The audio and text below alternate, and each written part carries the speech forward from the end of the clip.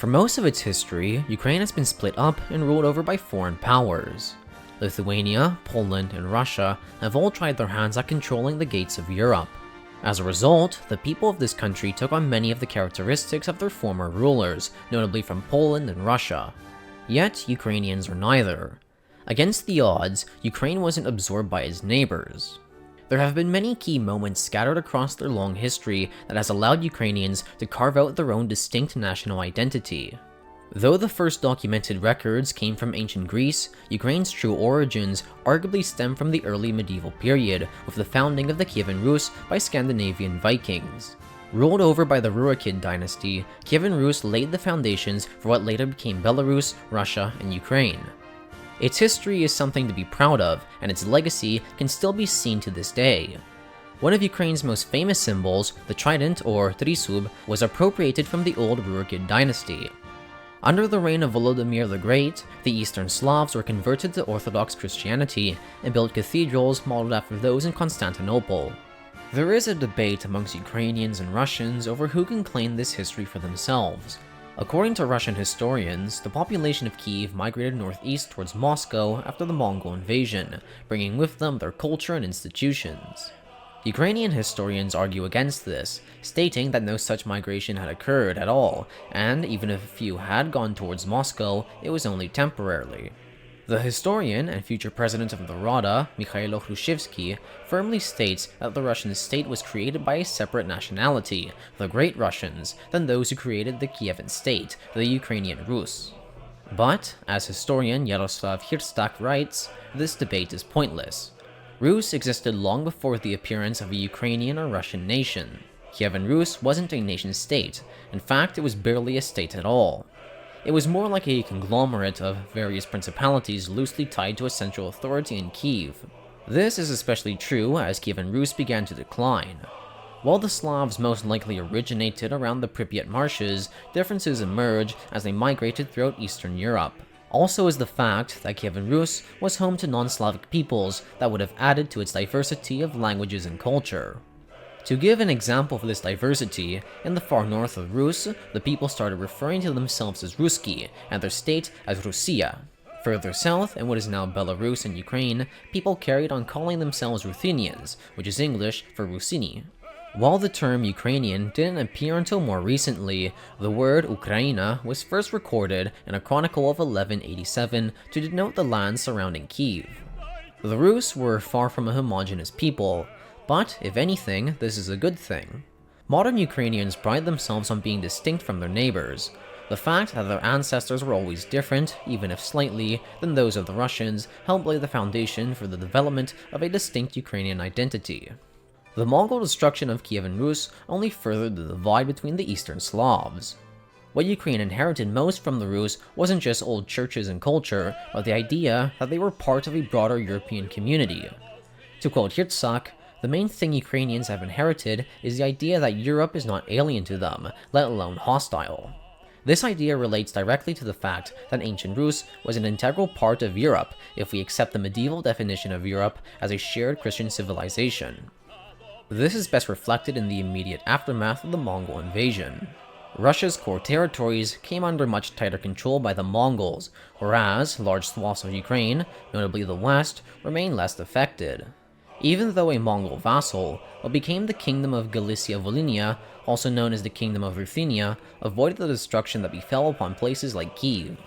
It united most lands populated by Ukrainians during that time, and many refugees fled there after the fall of the Kievan Rus. The Ruthenians rebelled on numerous occasions, seeking to ally themselves with Western Christendom against the Mongols. These failed as the West abandoned them to their fate. But the point is, they looked towards the West for salvation rather than to the East, only subjecting themselves to Mongol rule because they had no other choice. The Kingdom of Ruthenia was the last independent state on Ukrainian territory for a long time. After the death of the Rurikid dynasty, the kingdom fell under the Lithuanians, who then later united with Poland, establishing the Polish-Lithuanian Commonwealth. While not entirely negative, Polish rule was to have dire consequences in the future, the worst being the extinction of Ukraine's nobility. Though powerful, Ukrainian nobles were separated from their subjects by the lure of Polish culture. Many switched to Catholicism and abandoned Ukrainian as their mother tongue for Polish. This was accompanied by an influx of landless Polish nobles seeking to carve out their own estates, often at the expense of the locals. Without a native elite, the Ruthenians became a, quote, non-historic nation. The classes needed to establish universities, build churches, and patronize the arts was gone, and Ukrainians became a nation of peasants without leaders. To quote historian Anna Reid, Polish rule robbed Ukraine of its nobility. In their absence, Ukraine saw the emergence of a new power, the Cossacks. The Cossacks were a diverse group of people, such as simple peasants, escaped serfs, roaming bandits, adventurous warriors, and even wealthy nobles. They lived on the frontier by the wild fields, tending to their homesteads while at peace, and mounting their horses while at war. The Cossacks are probably the most iconic symbol of Ukraine, and are proudly displayed on their coat of arms. However, there are a few things to note. Firstly, the Cossacks didn't constitute an early Ukrainian nation, as they were distinct from the masses of Ruthenian peasants. Not all Ukrainians were Cossacks, nor were all Cossacks Ukrainian. Secondly, as Reid points out, the Cossacks never came close to forming a state in the modern sense. They had no borders, no written laws, no division of army and administration, and no permanent capital. It's only after their fall that they became associated with Ukraine, being immortalized in literature and folk songs, reaching both intellectuals and common peasants alike, and it's easy to see why. They were fierce warriors who defended villages from Tatar slavers and even sailed down to attack Istanbul. Most importantly, they valued their freedom and fought to preserve it. Rising tensions between them and the Poles eventually culminated in 1640. The Zaporizhian Cossacks, led by Bohdan Khmelnytsky, revolted against the Commonwealth. What started out as a petty little feud between Khmelnytsky and another noble turned into a full-scale rebellion, ending with the establishment of a Cossack Orthodox state. Though what has been dubbed the Cossack Hetmanate wasn't really a Ukrainian state, it's nonetheless significant as it gave the Ukrainians the concept of being part of a separate political entity. Despite their initial success, the Cossacks needed allies if they wanted to maintain their autonomy. Since religious feuds against Catholics were partially responsible for the uprising, it made sense to ask for help from another Orthodox state. In 1654, the Cossack Hetmanate signed the Pereyaslav Agreement with the Duchy of Muscovy. The treaty stated that the Hetmanate became a protectorate of the Muscovites, offering them protection in exchange for military service. The Cossacks didn't view union with Moscow as subjugation, but as a mutual alliance based on their shared faith in which both sides had obligations to fulfill. In hindsight, this was arguably worse than being part of Poland, but in the moment, it was beneficial.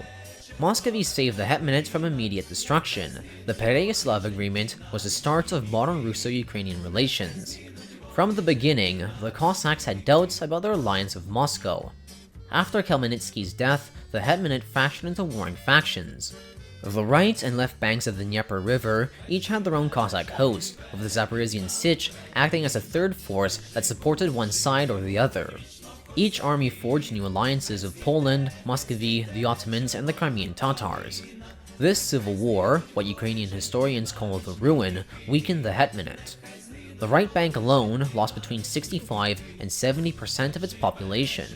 Many of the survivors migrated east to what is called Sloboda Ukraine, and the Hetmanate was reduced to the left bank of the Dnieper, whilst the right bank was annexed by Poland. The failed revolt of Ivan Mazepa in 1708 sped up the Hetmanate's decline, only giving Russia an excuse to restrict its autonomy. Its Cossack regiments were put under the command of Russian officers, and its government was overseen by appointed officials. The last hetman was deposed from power by Tsarina Catherine II for petitioning for greater autonomy. In 1781, the Tsarina forcibly dissolved the hetmanate, and the surviving Zaporizhian Cossacks were deported to the Kuban. With its lands divided, its Cossack elite extinct, and autonomy taken, the Ukrainians had lost a chance to lay the foundations for a potential nation-state. An unfortunate reality of Ukrainian history is that Ukrainians have often been divided amongst themselves for a variety of reasons. Now that they were firmly under Russian control, new divisions would appear. Around the time of the dissolution of the Hetmanate, the wild fields of the south were annexed by Russia, making them safe for settlement. The rich soil of the fields made colonization enticing. It wasn't just Ukrainians that migrated south, but also Russians and other immigrants from abroad. Despite Ukrainians being the majority, the territory came under heavy foreign influence. Later, during the Industrial Revolution, even more Russians would arrive as factory workers and miners in places like the Donbass and the industrial cities. This is why these areas have sizable populations of Russian speakers. Since Russians and Russian speakers tended to live in the cities, they were, for a long time, isolated from the mass of Ukrainian peasants. Attempts at integrating them into a broader Ukrainian identity have only been made in recent history. Adapting to this new reality has caused tensions that have threatened Ukraine's very existence, tensions that we'll discuss further in this video. After losing their autonomy, Ukrainians were subjected to Russification. Ukrainian peasants were barred from politics and from forming their own institutions. The Ukrainian language, or Little Russian dialect as it was called, was banned from education and from printing. By doing so, the Russians limited the ability to spread the idea that Ukrainians were a distinct identity with the masses of peasants. Russification was so strong that Ukrainian was rarely heard in the cities, restricting it to a peasant tongue that you used to speak to servants. Even Ukrainophiles expected it to eventually die out. But, as we all know, the exact opposite happened. Ukrainians take great pride in their language, viewing it as a key part of their national identity. It survived thanks to the efforts of writers such as Taras Shevchenko. Born a serf, Shevchenko gained fame as a talented artist and poet. What made Shevchenko a national hero was that he wrote about his homeland in his mother tongue and was involved in the early national movement, helping define Ukraine's national identity. The policies of Russification were in stark contrast to the relative freedom of Austrian Galicia. The Ukrainians under the Habsburgs were permitted to establish their own cultural and political institutions, allowing for representation in government and for the publishing of Ukrainian books. The only downside to this was that it brought them into conflict with the Poles, who were also a large group in the region. This was to have future consequences that we'll go over. The freedom given to the Galicians meant that the region became a bastion of Ukrainian nationalism. Citizens from both empires worked together to publish newspapers and create stronger ties between them. To quote historian Serhii Plohky, the Ukrainians of Galicia radicalized the thinking of Ukrainophiles of Kiev, helping them imagine their nation outside the framework of the pan-Russian imperial project. When Tsar Nicholas was overthrown in 1917, what amounted to an authentic national awakening took Ukraine by storm. For the first time in its history, people paraded through Kiev with the national flag, dressed in traditional attire, whilst carrying portraits of Shevchenko. A parliament called the Roja took power, and majority Ukrainian units declared their loyalty to their new government. Initially, the Roja didn't want to separate from Russia, instead favoring a federation that would grant them autonomy. It wasn't until the October Revolution that this stance changed. When the Bolsheviks were about to take Kiev, the Roja proclaimed the Ukrainian People's Republic as an independent state from Russia. After securing an alliance with the Central Powers, they pushed the Red Army out of their country. Unfortunately, friendship with Germany only meant further subjugation, and the Roja was overthrown. Immediately after World War I, Ukrainian forces, led by Simon Petlura, staged a successful uprising and formed a new government. Surrounded by hostile armies, Ukraine was ripped to pieces and largely brought back into Russia. The failure to build a Ukrainian state during the Russian Civil War wasn't just because of their poor position, but also because the national movement was underdeveloped. While it was clear to Ukrainians that they were different from the Poles and the Russians, that didn't mean they viewed one another as part of the same community. This was because Ukrainians were a peasant people, spending most of their lives in their home village. The cities, which facilitated the sharing of ideas and culture, were inhabited mostly by Russians, Poles, and Jews. This meant that the centers of power and education were isolated from the Ukrainian peasants. This resulted in Ukrainians having little to no national consciousness. Just because, for example, two peasants from Chernihiv and Zaporizhia speak the same language, sing the same songs, eat the same food, and look alike doesn't mean that they view each other as part of the same nation. Support for the Roja was largely conditional. The peasants wanted land while the soldiers wanted peace, and believed that the Roja could fulfill their wishes. However, the Roja, and later Petlura's Directory, were incredibly incompetent. Centuries of Russian rule gave the Ukrainians little experience in self-government. They fulfilled neither wishes and lost support. Despite being less popular, the Bolsheviks made many of the same promises that, at the very least, pacified a portion of the population. In short, Ukrainians were not ready for independence. However, this didn't mean the end for the national movement. The Bolsheviks realized that if they wanted to keep Ukraine, they would have to accept Ukrainian identity to an extent.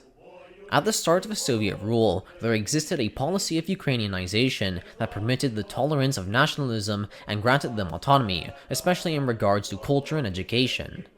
This type of soft power was intended to alleviate internal conflicts and bring Ukraine closer to Soviet power.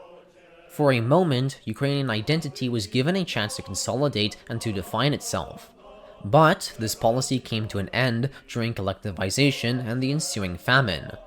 What is called the Holodomor wasn't just mass starvation, but also an attack on Ukrainian identity.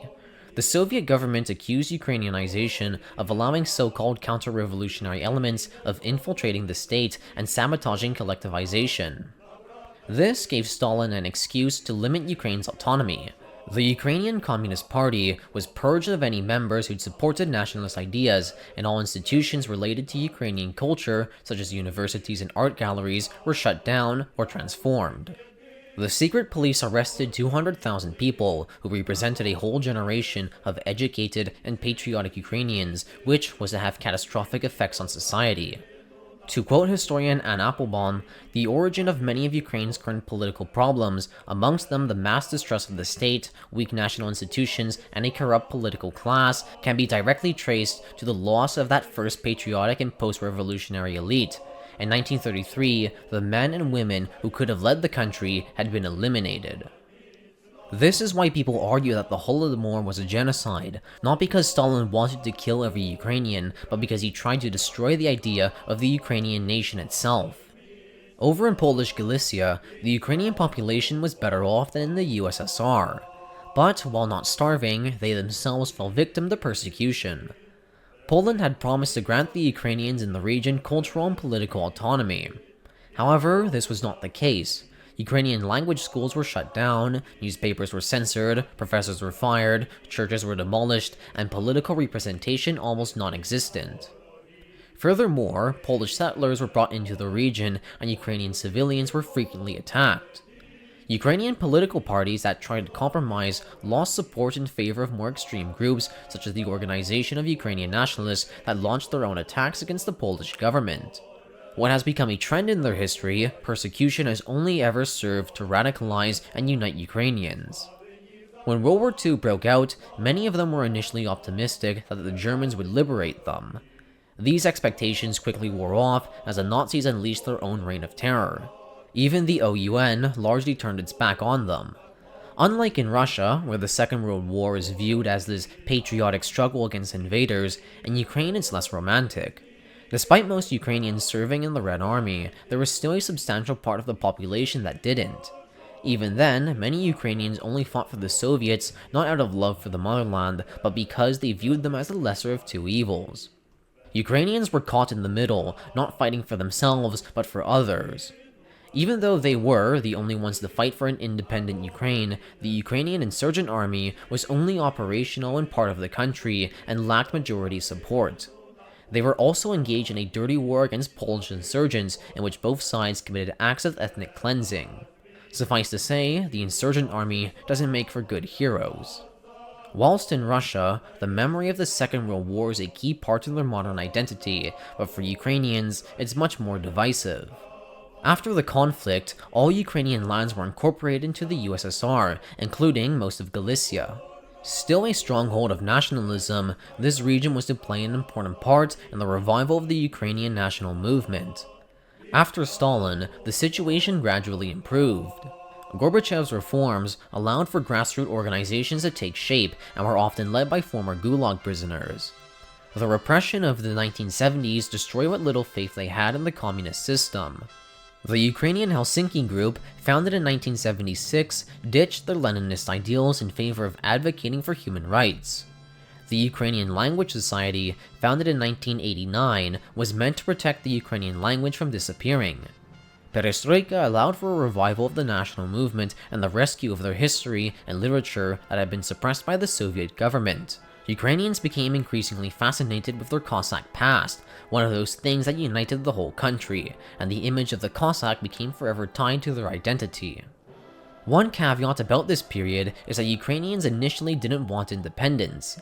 As demonstrated by the March 1991 referendum, 70% of Ukrainians voted in favor of remaining part of a reformed union, one that would grant them a vast amount of autonomy. So long as Ukraine's political and cultural rights were guaranteed, they saw no need to leave. But this all changed after the August coup. Even when the coup failed, Gorbachev lost most of his power as Russian President Boris Yeltsin took control. Worried that this new Russian influence would threaten their sovereignty, the Ukrainian parliament did what it needed to protect their rights. On August 24th, almost every deputy voted in favor of independence. On December 1st, a referendum was held to ask the public if they supported the parliament's decision. With a voter turnout rate of 84%, 90% voted in favor of an independent Ukraine, and the former communist Leonid Kravchuk was elected president. Unlike in 1917, Ukraine's independence was recognized by Russia. However, there were some problems. Kravchuk and the other communists only opted for independence because they felt betrayed by Moscow and fearful of Yeltsin's takeover. While much more defined than in 1917, the unfortunate reality is that centuries of imperial domination had stunted the development of Ukrainian national identity. Ukraine's past was rather messy and divisive. Even the beloved Cossacks weren't perfect national heroes. Most problematic was that Ukrainians were uncertain whether they wanted to pursue closer ties with the West or maintain closer relations with Russia. Whatever choice would upset part of the population, divided between the nationalist West and the Russified East. To an extent, independence had been forced prematurely on them, and it would take years of nation building till Ukrainians figured out exactly what they wanted. Due to strong political, cultural, and economic ties with Russia, divorce between the two states didn't conclude until much later. Ukraine showed a trend of slowly advancing westwards as Russia was too weak to stop them. As Russia recovered, they became increasingly involved in Ukrainian politics. In 2004, protests broke out after the election of the pro-Russian candidate Viktor Yanukovych. The election was widely considered to be rigged, and protesters demanded for a rerun. The pro-Western candidate, Viktor Yushchenko, won out and became president. Despite the majority preferring the EU over Russia, there was still an alarming divide between the East and the West. For all his corruption and electoral fraud, Yanukovych still received 44% of the vote, gaining a majority in the eastern regions and later even becoming president. In a weird way, the East-West divide would begin to fade after the Euromaidan protests of 2014.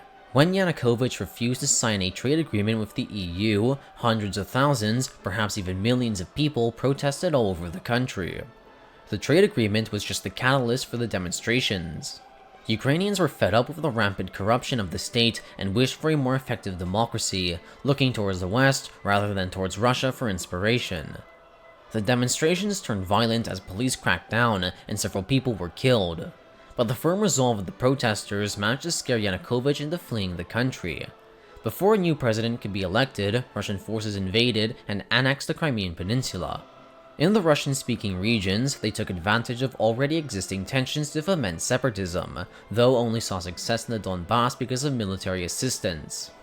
Despite the war in the east, internal divisions were beginning to fade.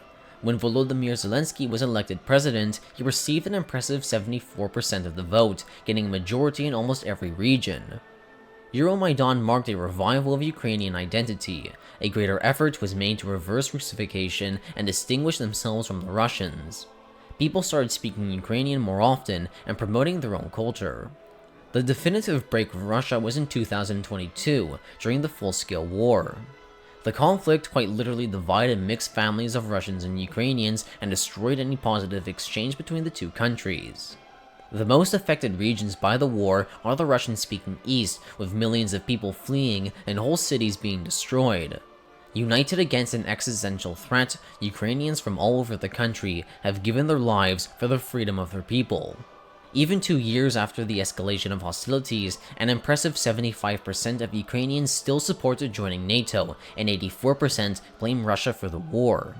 If one good thing has come out of it, this conflict has done more than anything else at nation building. Ukraine exists because its people have simply refused to die. Though often overshadowed by their neighbors, their past is filled with many defining moments that has allowed them to carve out their own unique history. The work of men like Taras Shevchenko has helped spread the idea that Ukrainians are a distinct group and to generate a national consciousness.